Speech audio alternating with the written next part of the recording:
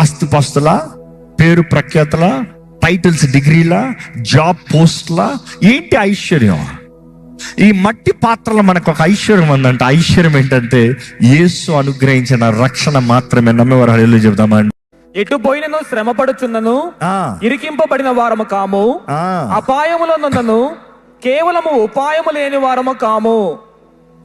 బైబిల్లో జాగ్రత్త చదివితే మనలో ఒక ఐశ్వర్యం ఉంది, అందుకని మనకి ఇబ్బందులు ఉన్నాయి.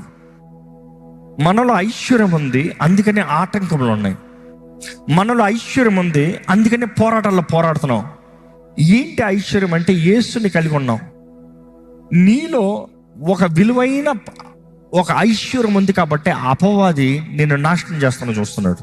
నేను వారికి శ్రమలు కలుగుతాయంట, కానీ యేసు ప్రభు ఇచ్చిన వాగ్దానం ఏంటంటే నేను నీ తోడుంటా, నేను నీతో ఉంటా, యుగ సమాప్తి వరకు నేను మీతో ఉంటా. ఆయన ఒకటే అన్నాడు, మీకు శ్రమలు కలిగినప్పుడు మీరు ధైర్యం తెచ్చుకో, మీకు ముందుగా నేను జయించా.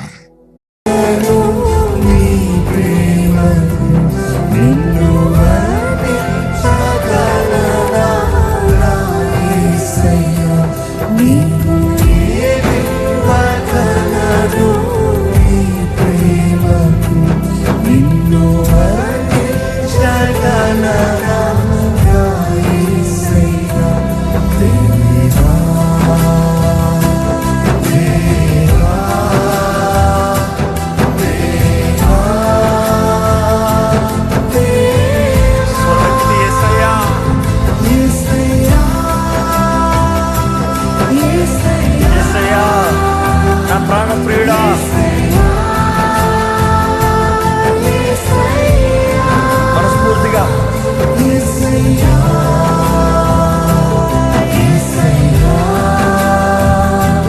Yes,